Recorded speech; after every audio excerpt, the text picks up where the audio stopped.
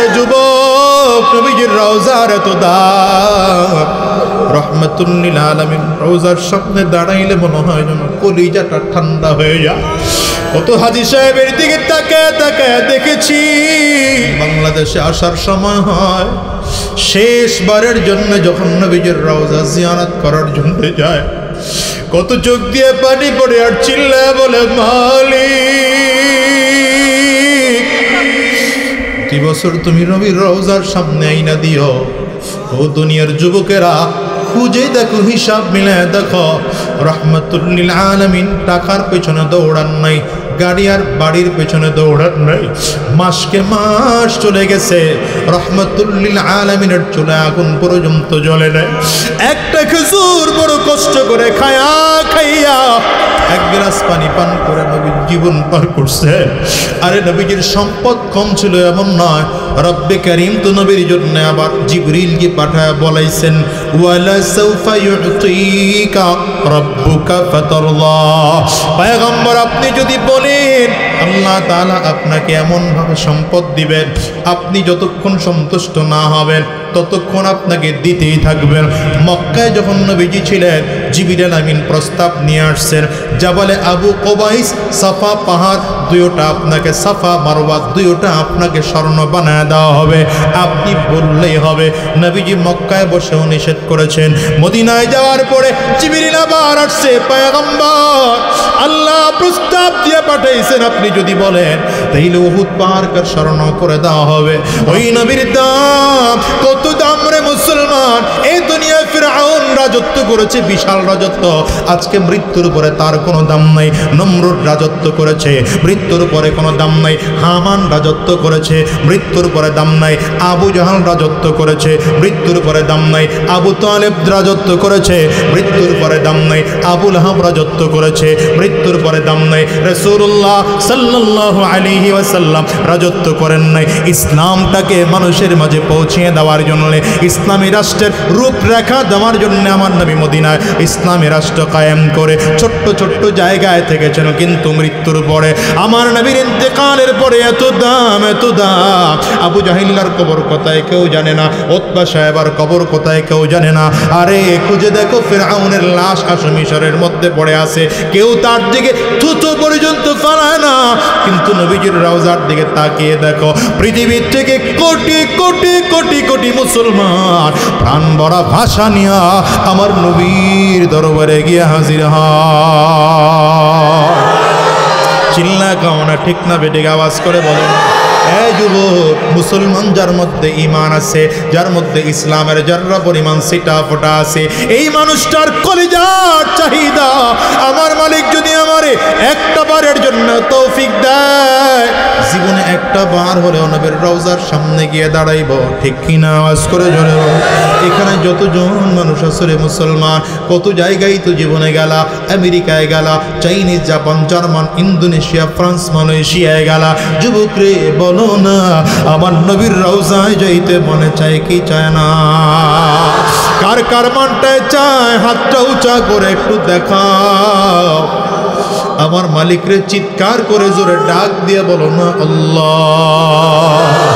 হাত দুইটা উঁচা করলে, পারলে চোখের পানি ফেলা ডাক দাও আল্লাহ। জোরে ডাক দাও না, জোরে ডাক দাও না আল্লাহ।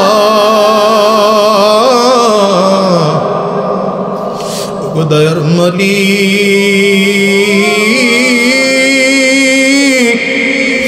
আবু জাহেলের বাড়ি নবীজির কাছে ছিল, এই জন্য আবু জাহাল নবীরে দেখছে। কত বেঈমানরা নবীরে দেখছে, কত মক্কা মদিনার কাফিররা নবীরে দেখছে। আমরা নবীর উম্মত না দেখে নবীরে ভালোবাসছি, কিন্তু নবীরে দেখতে পাই নাই, নবীরে দেখতে পাই নাই। স্বপ্ন যোগে দেখলে নাকি জাহান্নামের আগুন হারাম হয়ে যায়, স্বপ্ন যোগেও দেখতে পারলাম। আল্লাহ, যতজন মানুষ এখানে বসা, জীবনে একটা বার হলে নবীজির রওজা না দেখাইয়া জমিন থেকে নিও না। চিল্লা জোরে বলো না আমিন, আরো জোরে বলো আমিন। ওরে যুবক, নবীজির রওজার এত দাম, রহমাতুল লিল আলামিন রওজার সামনে দাঁড়াইলে মনে হয় যেন কলিজাটা ঠান্ডা হয়ে যায়। কত হাজী সাহেবের দিকে তাকায় তাকায় দেখেছি, যখন বাংলাদেশে আসার সময় হয়, শেষবারের জন্য যখন নবীজির রওজা জিয়ারত করার জন্য যায়, কত চোখ দিয়ে পানি পড়ে আর চিল্লায় বলে, মালিক প্রতি বছর তুমি নবীর রওজার সামনে আইনা দিও। ও দুনিয়ার যুবকেরা খুঁজে দেখো, হিসাব মিলায় দেখো, রহমাতুল লিল আলামিন টাকার পেছনে দৌড়ান নাই, গাড়ি আর বাড়ির পেছনে দৌড়ান নাই। মাসকে মাস চলে গেছে, রহমাতুল লিল আলামিনের চুলে আগুন পর্যন্ত জ্বলে নাই। একটা খেজুর বড় কষ্ট করে খায়া খাইয়া এক গ্লাস পানি পান করে নবীর জীবন পার করছে। আরে নবীজির সম্পদ কম ছিল এমন নয়, রব্বে কারীম তো নবীর জন্য আবার জিবরিলকে পাঠায় বলাইছেন, ওয়ালা সাউফা ইউতিকা রাব্বুকা ফাতারদা। পয়গম্বর আপনি যদি বলেন আল্লাহ তাআলা আপনাকে এমন ভাবে সম্পদ দিবেন, আপনি যতক্ষণ সন্তুষ্ট না হবেন ততক্ষণ আপনাকে দিতেই থাকবেন। মক্কায় যখন নবীজি ছিলেন, জিবরিল আমিন প্রস্তাব নিয়ে আসছেন, জাবালে আবু কুবাইস, সাফা পাহাড় দুইটা আপনাকে, সাফা মারওয়া দুইটা আপনাকে স্বর্ণ বানায় দেওয়া হবে, আপনি বললেই হবে।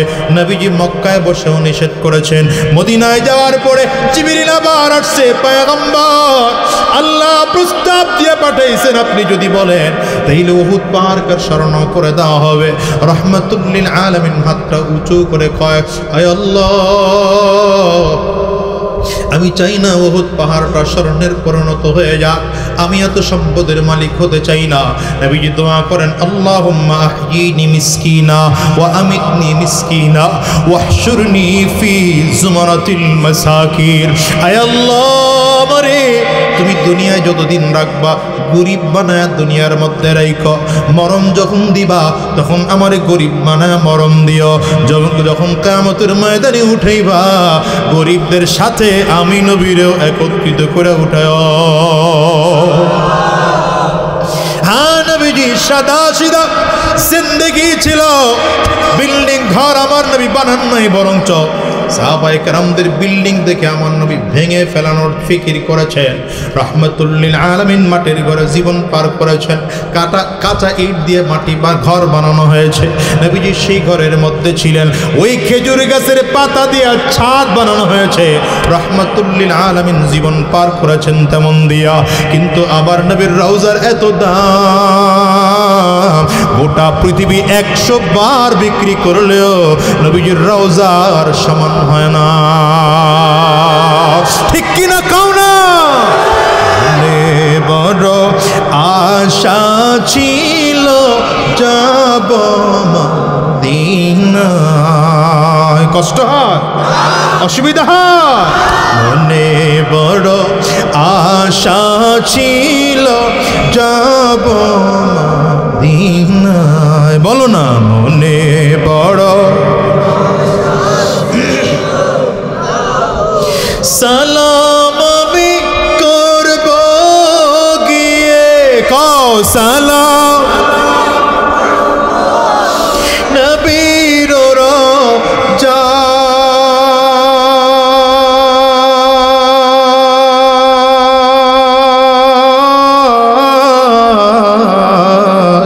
মনে বড় আশা ছিল যাব।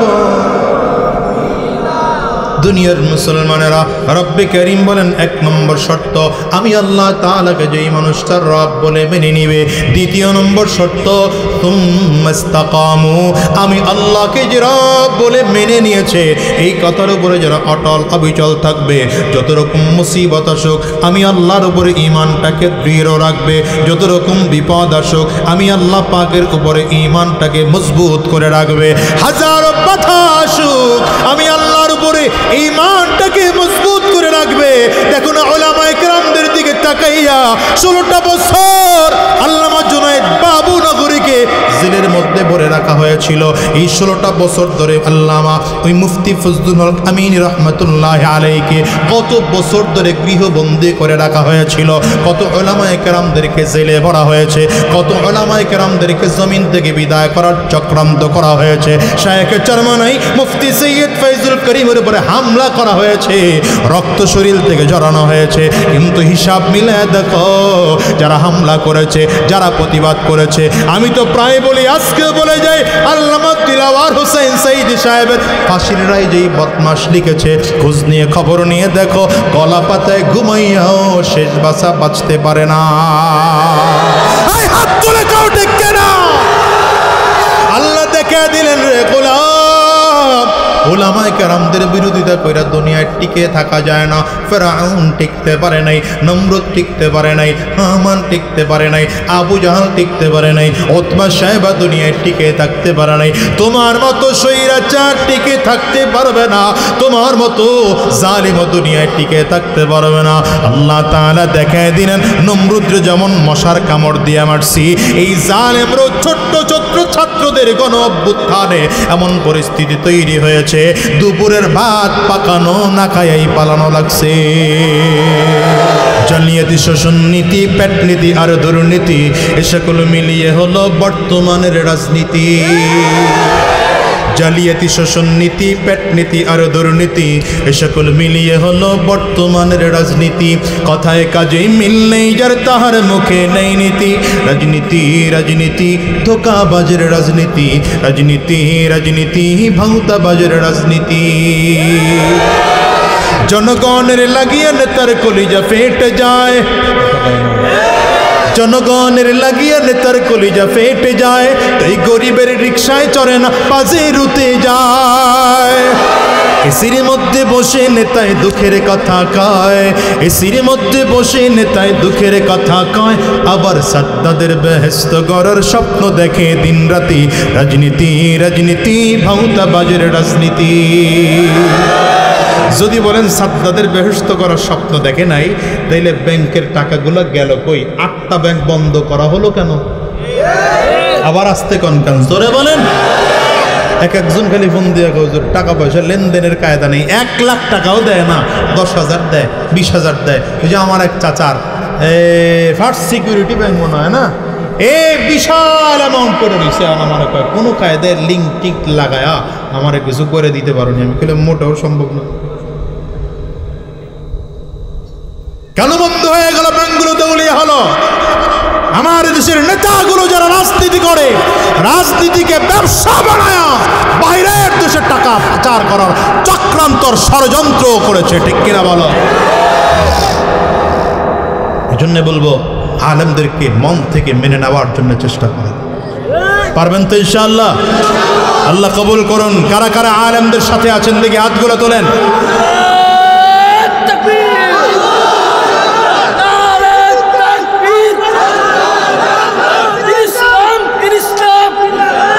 শোনেন শোনেন, কোরআনের সাথে আছেন তো ইনশাআল্লাহ? উলামায়ে কেরামদের সাথে আছেন তো ইনশাআল্লাহ? দাড়িওয়ালা টুপিওয়ালা জুব্বাওয়ালাদের সাথে আছেন তো ইনশাআল্লাহ? আগামীতে যদি উলামায়ে কেরাম আপনাদেরকে ডাক দেন, যদি আল্লামা মামুনুল হক ডাক দেন, আল্লামা সাজিদুর রহমান ডাক দেন, আপনাদের মামের শাহির খালেদ সাইফুল্লাহ সাহেব ডাক দেন, সাদি সাহেব ডাক দেন, বিশাল চরমনায় যদি ডাক দেন, রাজ পথে নামবো। রক্তের দরকার হলে রক্ত দেব, জীবন দেওয়ার দরকার হলে তৈয়ার। কারা কারা হাতগুলো উঁচা করে দেখাও।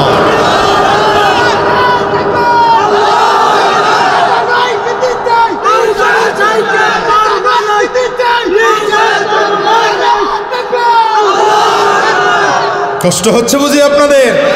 অসুবিধা মনে হয়? উলামায়ে কেরামদের ডাকে একত্রিত হতে পারবো তো ইনশাআল্লাহ? রব্বে কারীম বলেন, ইন্নাল্লাযীনা ক্বালু রাব্বুনাল্লাহ, ইন্নাল্লাযীনা ক্বালু রাব্বুনাল্লাহু সুম্মা ইসতাকামু তাতানাজ্জালু আলাইহিমুল মালায়েকা ألا تخافوا ولا تحزنوا وأبشروا بالجنة التي كنتم توعدون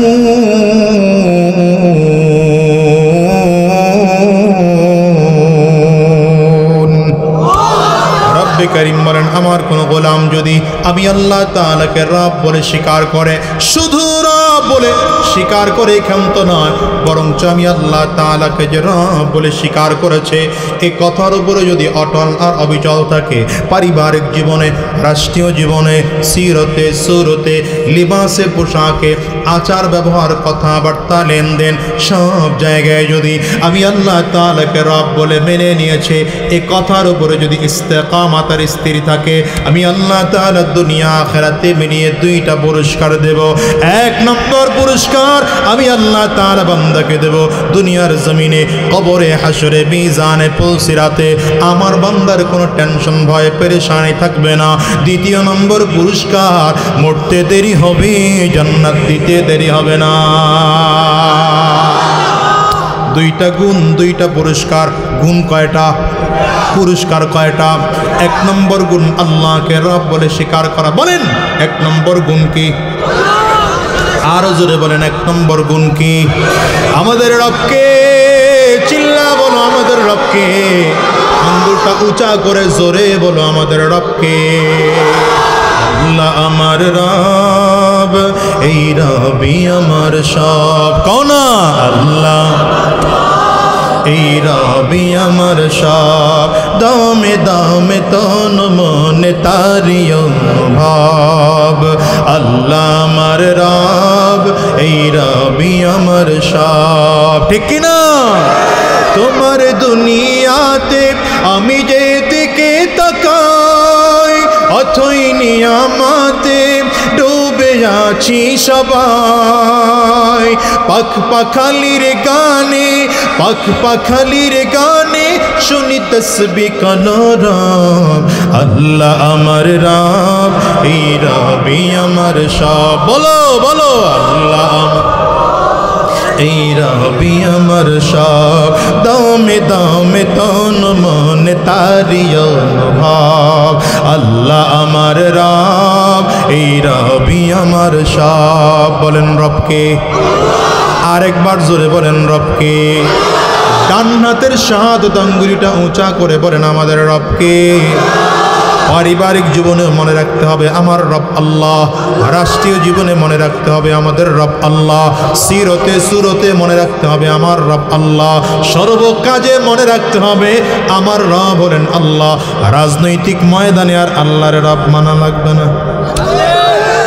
কথা কয় না? লাগবো নি লাগবো নি লাগবে। কেন লাগবে? দুনিয়ার যুবক ভালো করে শুনে যাও, তোমার আমার নবী সরওয়ারে দু আলম জনাব মুহাম্মদুর রাসূলুল্লাহ সাল্লাল্লাহু আলাইহি ওয়াসাল্লাম কে আল্লাহ তাআলা সাইয়্যিদুল আম্বিয়া বলে জমিনের মধ্যে পাঠাইলেন, ইমামুল আম্বিয়া বলে পাঠাইলেন, সাইয়্যিদুল মুরসালিন বলে পাঠাইলেন, ইমামুল মুরসালিন বলে পাঠাইলেন। নবীজির শুধু এই একটা পরিচয় নয়, আমার নবীর দ্বিতীয় আরেকটা পরিচয় হলো আমার নবী মদিনার প্রেসিডেন্ট ছিলেন কি ছিলেন না? রাজনীতি ছাড়া। কথা কয় না?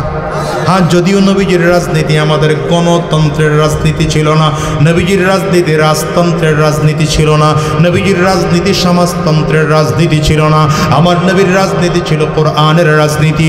বর্তমান যুগের উলামায়ে কেরামরাও একমত, আমরাও গণতন্ত্রের রাজনীতি করতে রাজি না, সমাজতন্ত্রের রাজনীতি করতে রাজি না, পরিবারতন্ত্রের রাজনীতি করতে রাজি না, আমরাও কোরআনের রাজনীতি করতে তৈয়ার। ঠিক কিনা?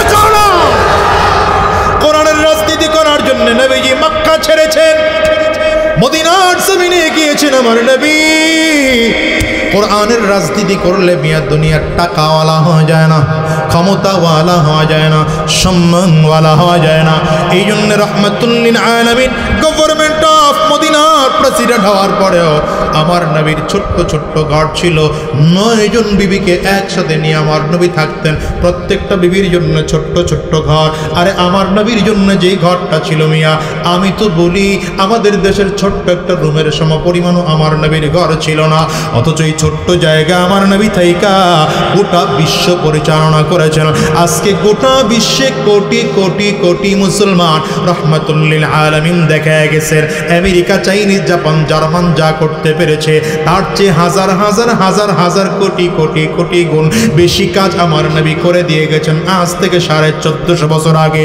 ওই নবীর দাম কত দাম রে মুসলমান! এই দুনিয়ায় ফিরআউন রাজত্ব করেছে, বিশাল রাজত্ব, আজকে মৃত্যুর পরে তার কোনো দাম নাই। নমরুদ রাজত্ব করেছে, মৃত্যুর পরে কোনো দাম নাই। হামান রাজত্ব করেছে, মৃত্যুর পরে দাম নাই। আবু জাহাল রাজত্ব করেছে, মৃত্যুর পরে দাম নাই। আবু তালেব রাজত্ব করেছে, মৃত্যুর পরে দাম নাই। আবু লাহাব রাজত্ব করেছে, মৃত্যুর পরে দাম নাই। রাসূলুল্লাহ সাল্লাল্লাহু আলাইহি ওয়াসাল্লাম রাজত্ব করেন নাই। ইসলামটাকে মানুষের মাঝে পৌঁছিয়ে দেওয়ার জন্য, ইসলামী রাষ্ট্রের রূপরেখা দেওয়ার জন্য আমার নবী মদিনায় ইসলামী রাষ্ট্র কায়েম করে ছোট্ট ছোট্ট জায়গায় থেকেছেন। কিন্তু মৃত্যুর পরে আমার নবীর ইন্তেকালের পরে এত দাম, এত দাম। আবু জাহিল্লার কবর কোথায় কেউ জানে না, উতবা সাহেবার কবর কোথায় কেউ জানে না। আরে খুঁজে দেখো, ফিরআউনের লাশ আসো মিশরের মধ্যে পড়ে আছে, কেউ তার দিকে থুথু পর্যন্ত ফেলায় না। কিন্তু নবীজির রওজার দিকে তাকিয়ে দেখো, পৃথিবীর থেকে কোটি কোটি কোটি কোটি মুসলমান প্রাণ ভরা ভাষা নিয়ে আমার নবীর দরবারে গিয়ে হাজির হয়। চিল্লা কামনা ঠিক না বেটিক আওয়াজ করে বলো। এই যুবক, মুসলমান যার মধ্যে ঈমান আছে, যার মধ্যে ইসলামের যাররা পরিমাণ সিটা ফোটা আছে, এই মানুষটার কলিজার চাহিদা আমার মালিক যদি আমারে একটা বারের জন্য তৌফিক দেয়, জীবনে একটা বার হলেও নবীর রওজার সামনে গিয়ে দাঁড়াইব। ঠিক কিনা আওয়াজ করে জোরে বল।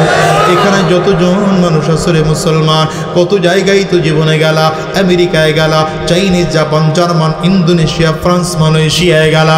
যুবক রে বলো না, আমার নবীর রওজায় যাইতে মনে চায় কি চায় না? কার কার মনটায় চায় হাতটা উঁচা করে একটু দেখাও। আমার মালিকরে চিৎকার করে জোরে ডাক দিয়ে বলো না আল্লাহ। হাত দুইটা উঁচা করলে পারলে চোখের পানি ফেলা ডাক দাও আল্লাহ। জোরে ডাক দাও না, জোরে ডাক দাও না আল্লাহ।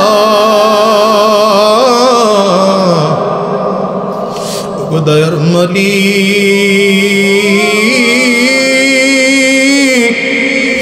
আবু জাহেল্লার বাড়ি নবীজির কাছে ছিল, এই জন্য আবু জাহাল নবীরে দেখছে। কত বেঈমানরা নবীরে দেখছে, কত মক্কা মদিনার কাফিররা নবীরে দেখছে। আমরা নবীর উম্মত না দেখে নবীরে ভালোবাসছি, কিন্তু নবীরে দেখতে পাই নাই, নবীরে দেখতে পাই নাই। স্বপ্ন যোগে দেখলে নাকি জাহান্নামের আগুন হারাম হয়ে যায়, স্বপ্ন যোগেও দেখতে পারলাম। আল্লাহ, যতজন মানুষ এখানে বসা, জীবনে একটা বার হলে নবীজির রওজা না দেখাইয়া জমিন থেকে নিও না। চিল্লা জোরে বলো না আমিন, আরো জোরে বলো আমিন। ওরে যুবক, নবীজির রওজার এত দাম। রহমাতুল লিল আলামিন রওজার সামনে দাঁড়াইলে মনে হয় যেন কলিজাটা ঠান্ডা হয়ে যায়। কত হাজী সাহেবের দিকে তাকায় তাকায় দেখেছি, যখন বাংলাদেশে আসার সময় হয়, শেষবারের জন্য যখন নবীজির রওজা জিয়ারত করার জন্য যায়, কত চোখ দিয়ে পানি পড়ে আর চিল্লায় বলে মালিক, প্রতি বছর তুমি নবীর রওজার সামনে আইনা দিও। ও দুনিয়ার যুবকেরা, খুঁজে দেখো, হিসাব মিলায় দেখো, রহমাতুল লিল আলামিন টাকার পেছনে দৌড়ান নাই, গাড়ি আর বাড়ির পেছনে দৌড়ান নাই। মাসকে মাস চলে গেছে, রহমাতুল লিল আলামিনের চুলে আগুন পর্যন্ত জ্বলে নাই। একটা খেজুর বড় কষ্ট করে খায়া খাইয়া এক গ্লাস পানি পান করে নবীর জীবন পার করছে। আরে নবীজির সম্পদ কম ছিল এমন নয়, রব্বে কারীম তো নবীর জন্য আবার জিবরিলকে পাঠায় বলাইছেন, ওয়ালা সাউফা ইউতিকা রাব্বুকা ফাতারদা। পয়গম্বর, আপনি যদি বলেন আল্লাহ তাআলা আপনাকে এমন ভাবে সম্পদ দিবেন, আপনি যতক্ষণ সন্তুষ্ট না হবেন ততক্ষণ আপনাকে দিতেই থাকবেন। মক্কায় যখন নবীজি ছিলেন, জিবরিল আমিন প্রস্তাব নিয়ে আসছেন, জাবালে আবু কুবাইস, সাফা পাহাড় দুইটা আপনাকে, সাফা মারওয়া দুইটা আপনাকে স্বর্ণ বানায় দেওয়া হবে, আপনি বললেই হবে। নবীজি মক্কায় বসেও নিষেধ করেছেন। মদিনায় যাওয়ার পরে জিবরিল আবার আসছে, পয়গম্বর আল্লাহ প্রস্তাব দিয়ে পাঠাইছেন, আপনি যদি বলেন তাইলে উহুদ পাহাড়কে স্মরণ করে দেওয়া হবে। রাহমাতুল লিল আলামিন হাতটা উঁচু করে কয়, আয় আল্লাহ,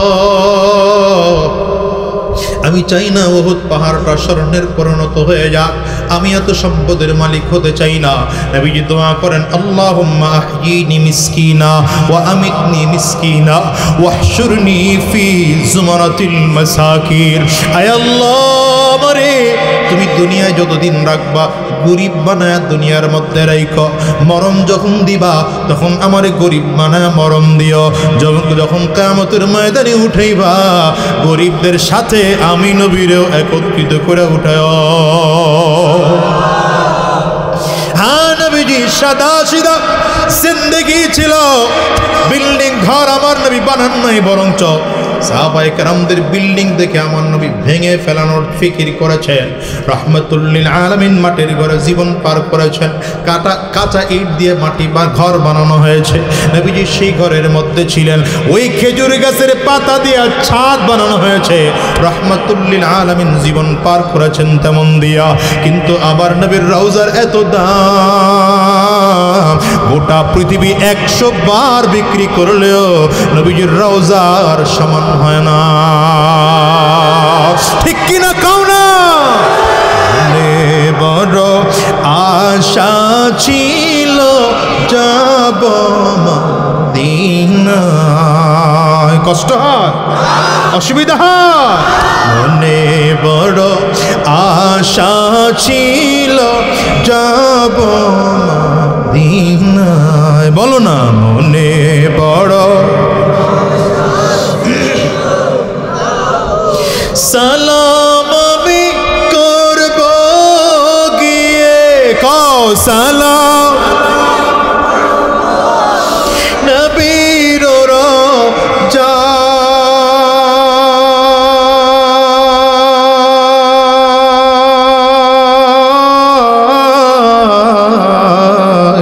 মনে বড় আশা ছিল যাব। দুনিয়ার মুসলমানেরা, রব্বে করিম বলেন 1 নম্বর শর্ত, আমি আল্লাহ তাআলাকে যেই মানুষটার রব বলে মেনে নিবে।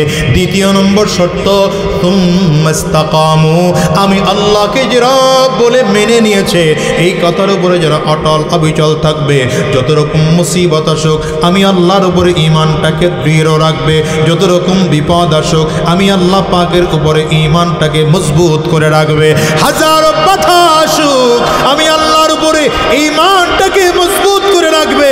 দেখুন উলামায়ে কেরামদের দিকে তাকাইয়া 16টা বছর আল্লামা জুনায়েদ বাবু নগরীকে জেলের মধ্যে ভরে রাখা হয়েছিল।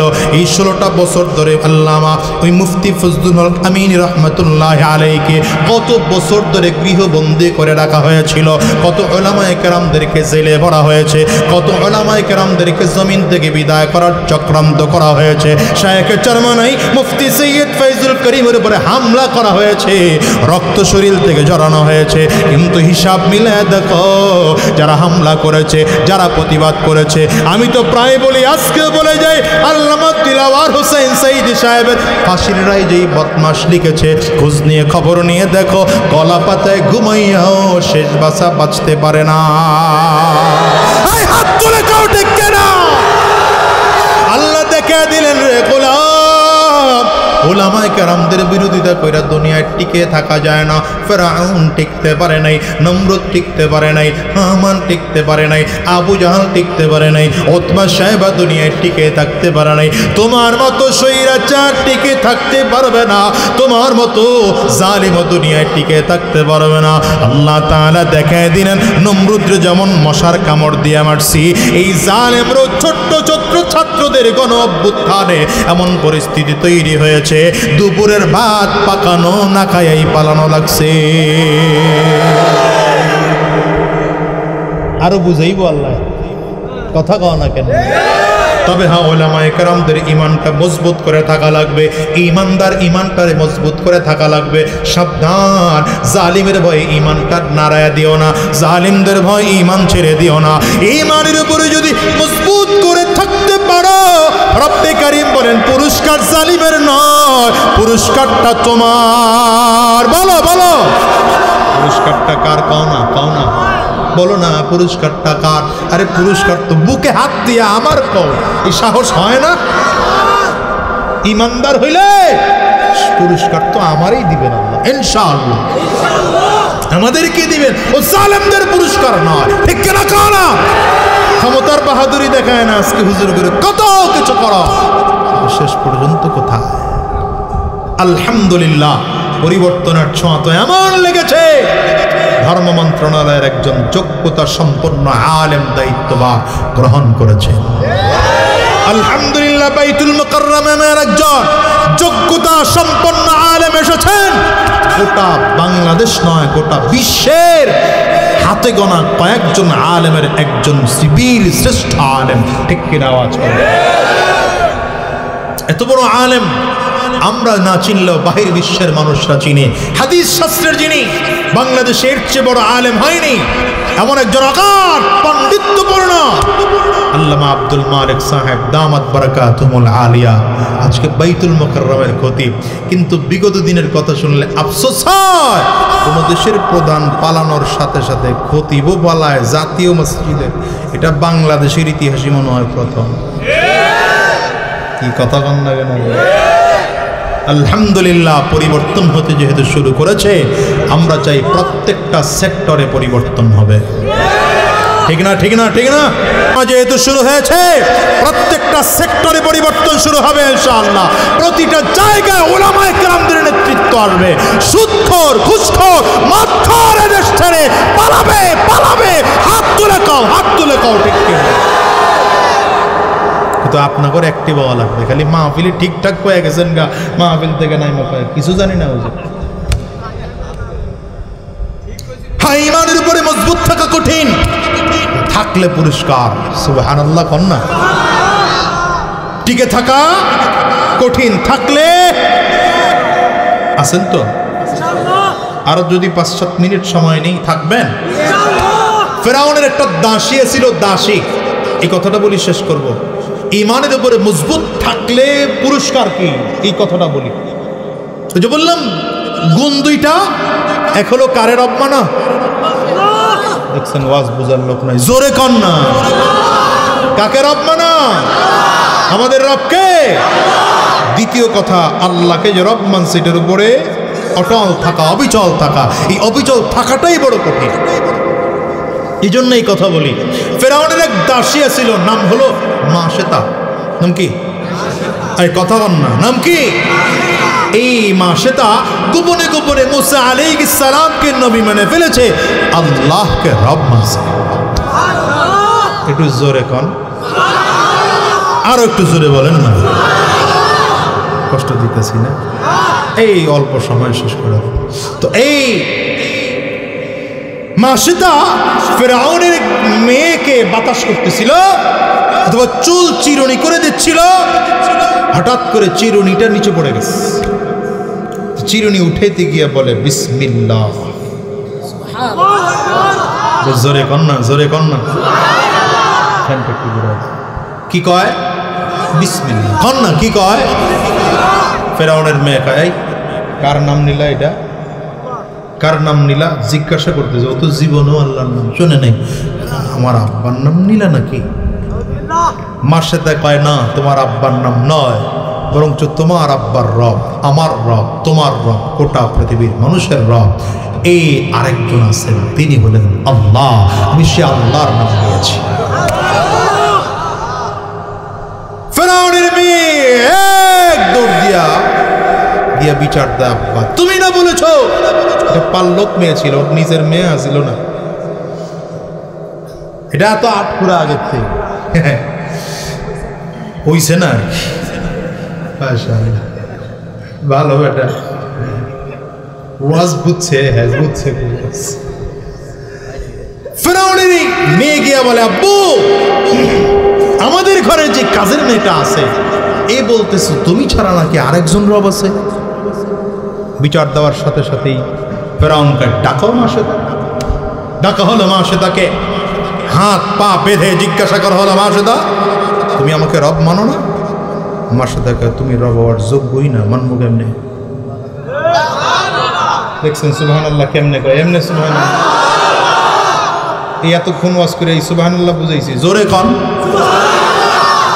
তুমি তো রব হওয়ার যোগ্যই না, তো রব বলবো কেমনে? ফেরাউনকে রব হওয়ার যোগ্যতা আবার কি? মাসেদা বলে রব হওয়ার যোগ্য মানে হলো এই, তোমার দাবি অনুযায়ী আসমান তুমি বানিয়েছো, জমিন তুমি বানিয়েছো, গ্রহ নক্ষত্র চন্দ্র সূর্য সব তুমি বানিয়েছো। যে আল্লাহ এত সুন্দর করে সব বানাইতে পারে সেই আল্লাহ নিজের নাকটারেই নিজে ভালো বানাইতে পারে না। ফেরাউনের আবার এটা উঠছে কে? ফেরাউনের নাক ছিল সাইজ ছাড়া বেসাইজা, সেন্টার ঠিক আছিল না, নরসিংদীর ভাষায় কয় বুঝতে মারা বোঝা না না।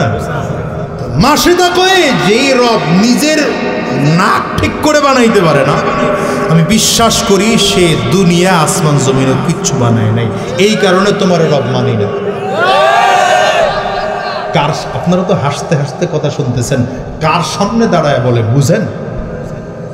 এই সময়ের এখনকার হিসাব করলে সব থেকে বিশ্বের অন্যতম পরাশক্তি প্রেসিডেন্টের যেই ক্ষমতা তখনকার ফেরাউনের সেই ক্ষমতা।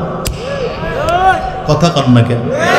যে মিস্টার ডব্লিউ বুশ ছিল, বলে না এখন আছে কে? বাইডেন। ইয়াগোর যা ক্ষমতা এর চেয়ে ক্ষমতা বেশি ছিল তখনকার ফেরাউনের। ফেরাউন ডাক দেয় মাসেদা আমাকে রব মানবে কিনা বলো, যদি না মানো তোমাকে দুনিয়ার থেকে বিদায় করে দেবে। মাসেদার জানা আছে ইন্নাল্লাযীনা ক্বালু রাব্বুনাল্লাহ, ইন্নাল্লাযীনা ক্বালু রাব্বুনাল্লাহু সুম্মা ইসতাকামু তাতানাজ্জালু আলাইহিমুল মালায়েকা আল্লা তাখাফু ওয়া লা তাহজানু وأبشروا بالجنة التي كنتم توعدون।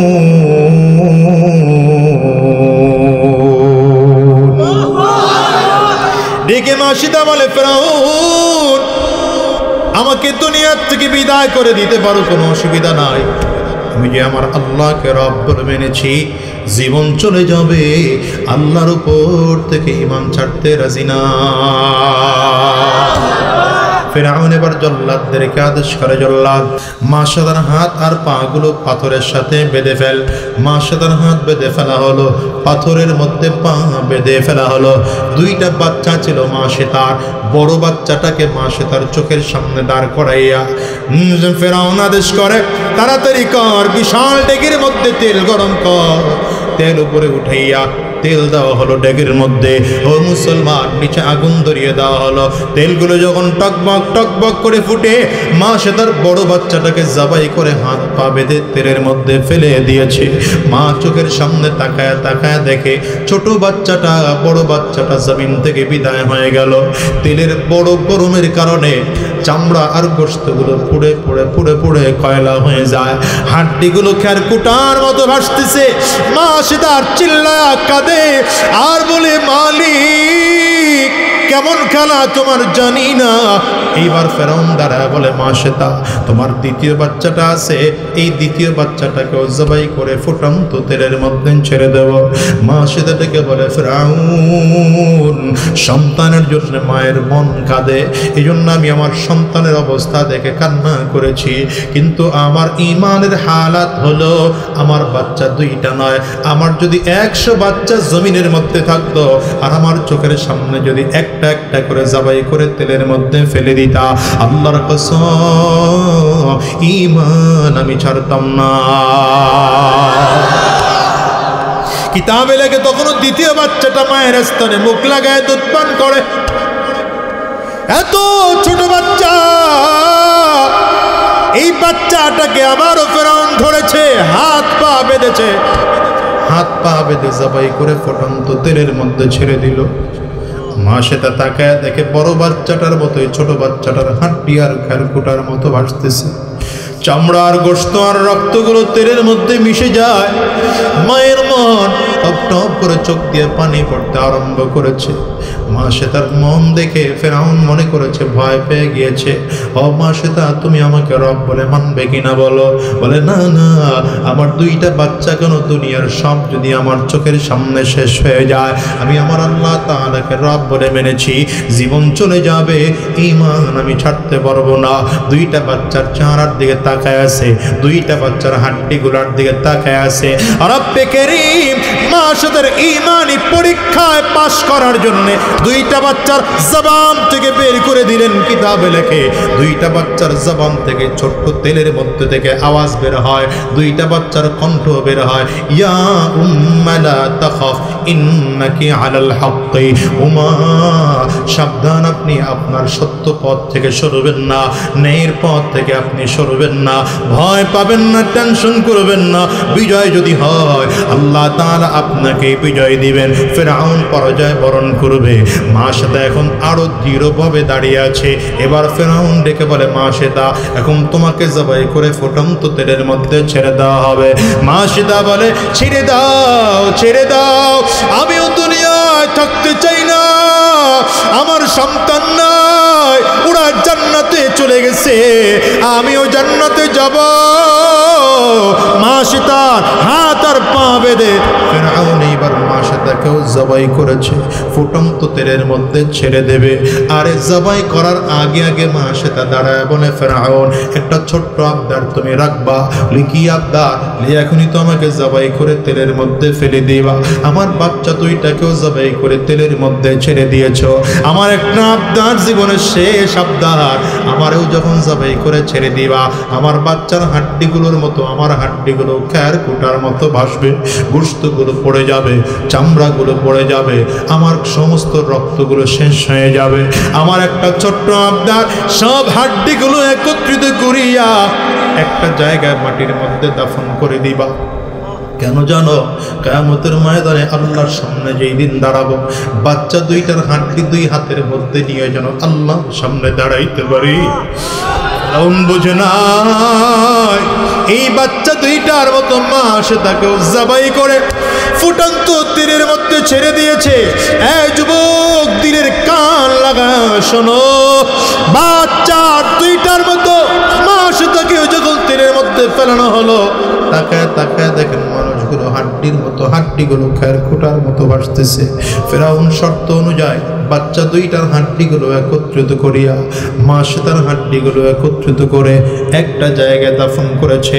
ওরে মিয়া, তাফসীর ইবনে হাক্কানীর মধ্যে লেখে, বহুত বছর পরে রাসূল আকরাম সাল্লাল্লাহু আলাইহি ওয়াসাল্লাম মিরাজ যেদিন রওনা করলেন, আরে বাইতুল মাকদিস থেকে নামাজ শেষ করে জিবরিল আমিনকে আমার নবী জিজ্ঞাসা করলেন, ও জিবরাইল, মনে হয় জান্নাত আমাদের কাছাকাছি চলে আসছে। জিবরিল বলেন, পয়গম্বর, আমরা এখনো জমিনে, জান্নাত এখনো অনেক দূরে। জিবরিলকে ডেকে বললেন, ও জিবরাইল, যদি জান্নাত অনেক দূরে হয় তাইলে আমার নাকের মধ্যে জান্নাতের ঘ্রাণ লাগতেছে, বলো বলো এটা কিসের ঘ্রাণ লাগে? জিবরিল আমিন বলেন, পয়গম্বর, এটা আসল জান্নাতের ঘ্রাণ নয়, ওই যে মা সেতা আর তার দুইটা বাচ্চাকে ফেরাউন তেলের মধ্যে ফেলে দিয়েছিল, ওই ফেরাউন তেলের মধ্যে ফানানোর পরে হাড্ডিগুলো যখন খেরকুটার মতো ভাসতে আরম্ভ করেছে, চামড়ার গোশতগুলো যখন পুড়ে ছাই আর কয়লা হয়ে গিয়েছে, ফেরাউন এই হাড্ডিগুলো একত্রিত করে যেই জায়গায় দাফন করেছে, এই জায়গাটা বাইতুল মাকদিস থেকে অনেক কাছে। আমার আল্লাহ তাআলা ওই জায়গাটাকে জান্নাতের বাগান বানায় দিছে, ওই জায়গার জান্নাতের ঘেরান এসে আপনার নাকের মধ্যে লাগে। ইন্নাল্লাযীনা আমানু ওয়া আমিলুস সালিহাত লাহুম জান্নাতুন তাজরি মিন তাহতিহাল আনহার যালিকাল ফাওজুল কাবীর। দুনিয়ার মুসলমানেরা আরে আজ হোক কাল হোক বিদায় তো নেওয়াই লাগবে। তবে রব্বে কারিম বলেন যদি ঈমান তোমার মজবুত থাকে, অর্থাৎ আল্লাহকে যদি রব বলে স্বীকার করতে পারো। দ্বিতীয় নম্বর ওয়া আমিলুস সালিহাত, অর্থাৎ যদি নেক আমল করতে পারো। মানে আল্লাহ বুঝাইলেন সুম্মাস্তাকামু, যদি আমি আল্লাহকে রব বলে স্বীকার করেছো, এটার উপরে যদি স্থির থাকতে পারো, আমি আল্লাহ তাআলা মৃত্যুর সাথে সাথে তোমার জন্য জান্নাত দেব। অনুরোধ করে যাই রে যুবক, হিসাব করে দেখো আজকের এই মাহফিলটা তোমার আমার জীবনের শেষ মাহফিল হতে পারে। আজকের এই মোনাজাত জিন্দেগির শেষ মোনাজাত হতে পারে। আজকের এই রাত তোমার আমার জিন্দেগির শেষ রাতটাও হতে পারে। হিসাব করে দেখো এই মজলিসে কত মানুষ যেন আছে মা হারা বাবা হারা, আছে না নাই বলো? আমি আজাদের ঘরেও তো আমার মা নাই। ও বন্ধুরে, আমার মতো কার কার মা নাই? হাতটা উঁচা করে দেখাও। বাজান রে, কার কার বাবা নাই? আপনারাও হাতটা একটু উঁচা করে দেখা। হাতগুলো নামাইবেন না, হাতগুলো তুলে রাখেন। আবার যুবকেরা তাকায় তাকায় দেখুক মা হারা মানুষগুলো চোখের পানি ছেড়ে কেমন করে কাঁদে। আরে যুবক, তাকিয়ে তাকিয়ে দেখ, কত মানুষ হাত তুলেছে, কত মানুষের চোখ দিয়ে গাল বেয়ে বেয়ে পানি পড়ে। কারো চক্ষু দুইটা লাল হয়ে গেছে, কারো চোখের কোটায় পানি। এমন একটা দিন আসবে যেদিন তুমি আর আমিও দুনিয়া থাকতে পারবো না। জমিন থেকে একদিন তোমাকে আমাকেও বিদায় নেওয়া লাগবে। ওই কবর বড় ভয়ঙ্কর। কবর বারবার করে বলে আনা বাইতুল জুলমা, আনা বাইতুল ওয়াহদা, আনা বাইতুত তুরাব। আমি বড় একাকির ঘর, আমি বড় অন্ধকার ঘর। আমার কাছে সাথী নাই, বাতি নাই, বাড়ি নাই, দুনিয়ার কোনো কিছু নাই। আমি শুধু চিনি আমল। যদি ভালো আমল করে আসতে পারো, আমি কবর ভালো আচরণ করব। আর যদি ভালো আমল করে আসতে না পারো, কপাল পোড়ার দল। আমি কবরের ডানেও মাটি, বামেও মাটি, সামনেও মাটি, পেছনেও মাটি, উপরেও মাটি, নিচেও মাটি। আমি কবর দুই দিকের মাটিগুলো একত্রিত হইয়া এত জোরে চাপ মারবো, একটা পাজরের হাত দিয়ে আর একটা পাজরায় নিয়ে পৌঁছায় দেবো। এই জন্য অনুরোধ করে যাই রে বাজান, দুনিয়ায় যতদিন থাকবো আর হারাম রাস্তায় চলবো না বলে ওয়াদা করো। আর শয়তানি রাস্তায় চলবো না, আর হারাম রাস্তায় চলবো না, কোরআন ও সুন্নাহর বাইরে কদম বাড়াবো না। আল্লাহর এই জমিনে যতদিন থাকবো, আল্লাহর দ্বীন কায়েমের জন্য চেষ্টা ফিকির আর মেহনত করব। ওলামায়ে কেরামদের সাথে চলাচল আরম্ভ করব। ওলামায়ে কেরামদের মহাব্বত করে যাই ঢুকাইব।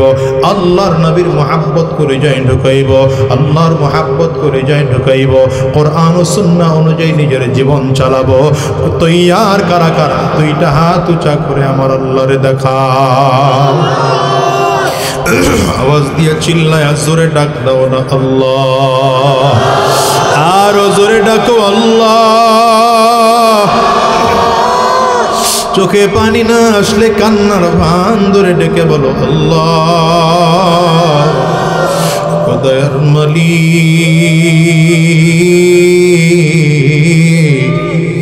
সবাই মিলে ওয়াদা করলাম আর হারাম রাস্তায় চলবো না, শয়তানি রাস্তায় চলবো না, আর খারাপ রাস্তায় চলবো না।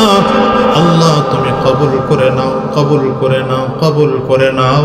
চিৎকার করে বলো আমিন। জোরে বলো না আমিন। আলহামদুলিল্লাহি রাব্বিল আলামিন, আলহামদুলিল্লাহি রাব্বিল আলামিন, আলহামদুলিল্লাহি রাব্বিল আলামিন। والصلاة والسلام على سيد الأنبياء والمرسلين. خداর মালিক,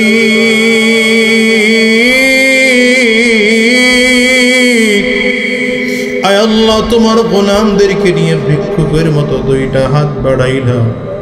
আয় আল্লাহ, কার জানি মা নাই, কার জানি বাবা নাই, কার জানি জোরের ভাই নাই, কার জানি জোরের বোন নাই। আল্লাহ, সব শেষে তোমার দরবারে ভিক্ষুকের মতো হাত বাড়াইলাম।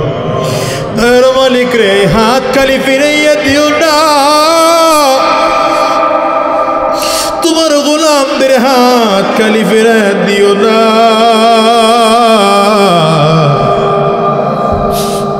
গোলামদের চেহারাগুলোর দিকে তাকায় দেখো, চেহারাগুলো দিয়ে চোখ দিয়ে পানি পড়ে। তোমার গোলামদের কারো মা নাই, কারো বাবা নাই। আল্লাহ আমরা কত অন্যায় করে ফেলেছি, বুঝে না বুঝে, ইচ্ছা অনিচ্ছা, গোপনে প্রকাশ্যে, দিনে রাতে। আল্লাহ সব গুনাহ থেকে মাফ চাই, মেহেরবানি করে জিন্দেগির গুনাহ মাফ করে দাও। সকলেরই দরজা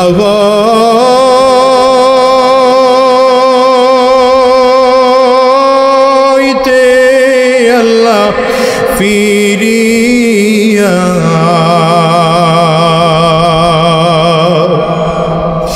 তোমারি দরওয়াজায় রইলাম পড়িয়া। তুমি যদি মাফ না করো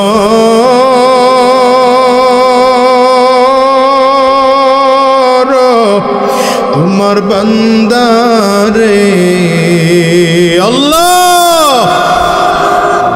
তোমার বান্দা যাইবে কার দ্বারে। আল্লাহ মেহেরবানি করে জিন্দেগির গুনাহ মাফ করে দাও। আল্লাহ সব গুনাহ মাফ করে দাও। আল্লাহ এখানে যতজন মানুষ হাত তুলেছে প্রত্যেকের হাতগুলো কবুল করে নাও। আয় আল্লাহ এই মাহফিলকে তুমি কবুল করে নাও। এই মাদ্রাসার উদ্যোগে মাহফিল হলো, মাদ্রাসাকেও কবুল করে নাও। আজকের এই মাহফিল করতে গিয়ে যারা টাকা পয়সা মেধা শ্রম বুদ্ধি দিয়ে সহযোগিতা করলেন, প্রশাসনের ভাইরা, জনপ্রতিনিধিরা, মাইকলাইট স্টেজ প্যান্ডেলের দায়িত্ব যারা ছিলেন প্রত্যেককে কবুল করে নাও। আয় আল্লাহ মাদ্রাসার আসাতিজা ইকরাম তুলাবায়ে আযমদেরকেও কবুল করে নাও। আয় আল্লাহ আমাদের সকলকে দ্বীন ও ইসলামের জন্য কবুল করো, আমাদেরকে কোরআনের জন্য কবুল করে নাও। যতদিন এই জমিনের মধ্যে বেঁচে থাকবো আয় আল্লাহ তোমার গোলামি করার তৌফিক দিয়ে দাও। আয় আল্লাহ জমিন থেকে যখন বিদায় হয়ে যাব ঈমান নিয়ে যাওয়ার তৌফিক দিয়ে দিও। আয় আল্লাহ আমার পর্দার আড়ালের মা বোনদেরকেও কবুল করে নাও, এলাকার মুরব্বী বাজানদেরকেও কবুল করে নাও।